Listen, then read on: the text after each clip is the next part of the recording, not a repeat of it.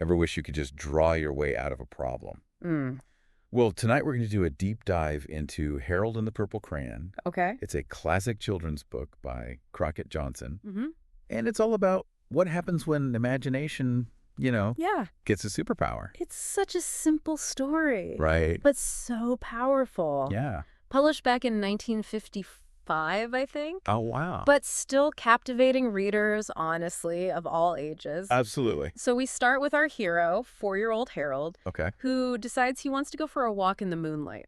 Sounds lovely. Only problem is there's no moon. Oh, I see where this is going. Right. Yeah. But instead of going back to bed, Yeah. Harold pulls out his, you guessed it, I'm on the edge of my seat. his trusty purple crayon The Purple Crayon. and draws one. Of course. Right away. Yeah. Johnson establishes this idea Yeah. that Harold's crayon isn't just for making pictures on a page. Mm-hmm. It makes things real. It's a tool. It's a tool. Yeah. This one little crayon becomes his tool for his whole adventure. So he's got his moon, Yeah, but he needs a path to walk on. of course. Right. And being a practical kid, even in a world of his own creation, what does he do? Draws a path. He draws a path, Yeah. and it leads him straight into a dark forest. Uh-oh. Now, this is where I'd start getting nervous. I would too, yeah. But Harold keeps going. Oh, In fact, he gets so spooked, Mhm. he draws a dragon Dragon. to represent his fear. Whoa. He draws the thing he's scared of. Yeah. That's so interesting. That's kind of counterintuitive, isn't it? It is. Like you'd think he'd draw, a protector or Yeah. something. Yeah. But he draws the dragon. It shows how, his imagination isn't separate from his emotions. Mhm. He's literally drawing his feelings out Right. into being. Whoa, that's getting kind of deep for a kid's book. Wow. Yeah. But, okay.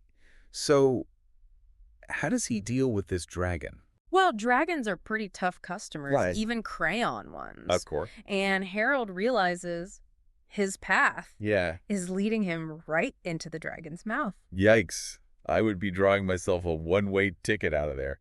That's pretty much what he does. Okay. He quickly draws a boat, Okay. hops in, Huh. and sails away on this vast sea that he also conjured up with his crayon. See, that's what I'm talking about. That's problem solving. Yes, Using his imagination. exactly. I mean, that's a pretty cool lesson, even for grown-ups, right? Absolutely. I mean, all that adventuring. Yeah. I bet it made Harold hungry. It certainly did. And what does he draw for himself? Not just a sandwich, not just a whole pie. Come on.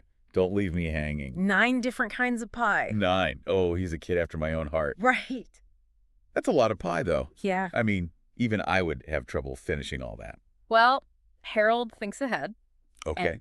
And he draws himself a moose and a porcupine. A moose and a porcupine. Yes, to help him polish off the rest of the pie. Now, that's a dinner party I'd love to see. Right. I wonder if you drew them plates and everything, Johnson doesn't specify, Okay. but it's those little details Right. that really make you engage with Harold's world. Oh, totally. You start to picture everything so vividly. Absolutely. So, full of pie Yeah. and with his new animal friends, Yeah. where does Harold go next?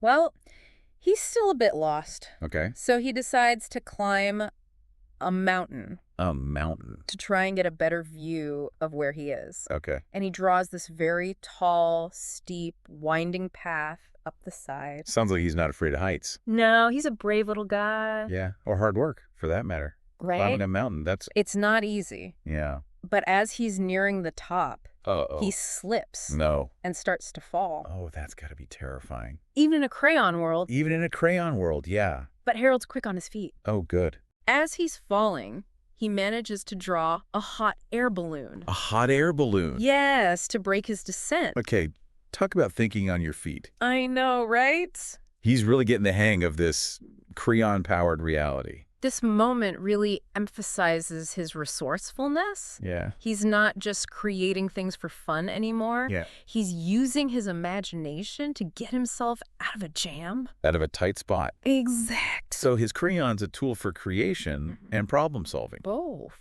He's safe in his balloon now. He is. Where does he float off to? Well, still a bit lost. He decides to fly over to a nearby town, A town. hoping to find someone who can give him directions home. Okay, so he's going from wilderness to civilization. Mm, I'm guessing this is where things might get a little complicated. you could say that. Yeah. When he reaches the town, he draws himself right into the middle of it Okay. and finds himself surrounded by tall buildings and bustling streets. Oh, I bet that's overwhelming. A little bit, but still no sign of his house.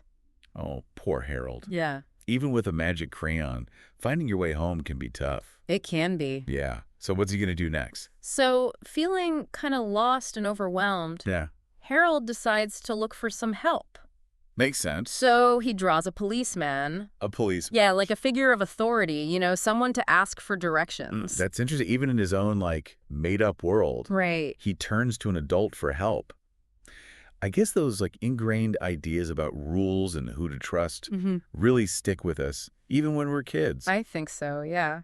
And it's here where the story takes a bit of a turn. Oh. This policeman, who is totally a product of Harold's imagination, Right. points him back in the direction he was already going. So he was already heading in the right direction. That's he instinctively knew the way all along, Yeah. but needed someone to tell him, he needed validation. It's a great observation. Yeah.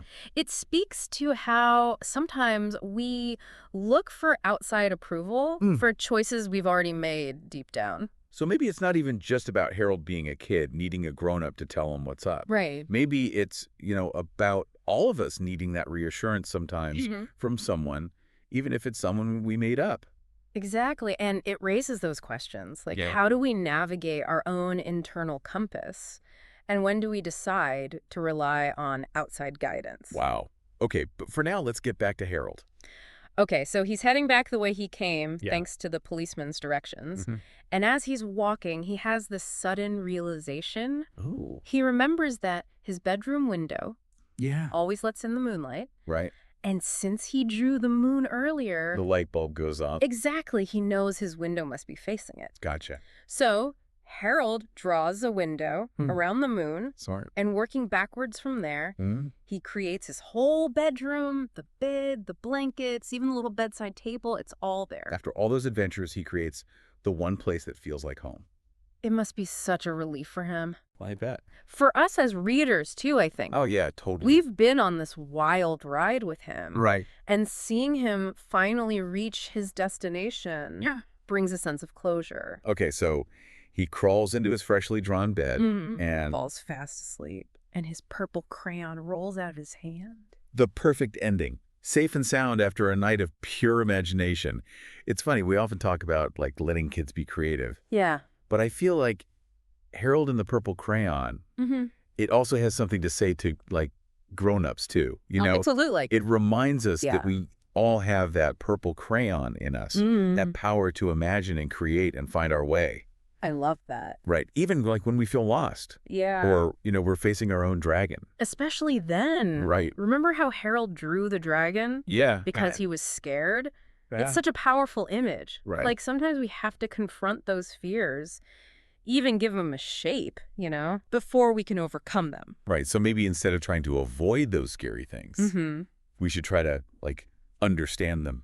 Yeah. Even, draw them out. Right. Like Harold did. Exactly. And think about how resourceful he was throughout the book. Yeah, he was. He needed a path. He drew one. Uh-huh. He was in danger. Boom, escape route. Yeah. He even drew a whole city. He did. It's he was always, adapting and finding solutions. Yeah. Using his imagination to navigate whatever came up. And that's a skill we could all use a little more of. Right. Especially in a world that's constantly changing, right? Absolutely. Being able to think outside the box, Yeah. problem solve, draw our own path, that's valuable. Totally. It makes me wonder, what would Harold draw next? Right.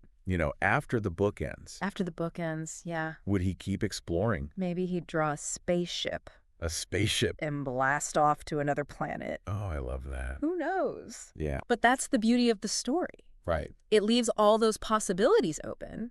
Mm-hmm. It's an invitation for us to continue that journey Yeah. in our own imaginations. And maybe to pick up our own purple crayons. Right, Whatever right. those might be for us, Yeah. Whether it's writing, painting, building, starting a business, Yeah. Problem solving. whatever lets us create and explore. I think the important thing is to never lose that sense of wonder, that willingness to try new things, Yeah. to see the world as a blank page, like you said, just Yeah. waiting for us to fill it. So to all our listeners out there, Yeah. what would you draw? Right. If you had Harold's purple crayon, Mm. and more importantly, what are you already drawing Yeah. right now? Guess your own imagination. With the power of your imagination, keep those crayons sharp, folks, and keep exploring.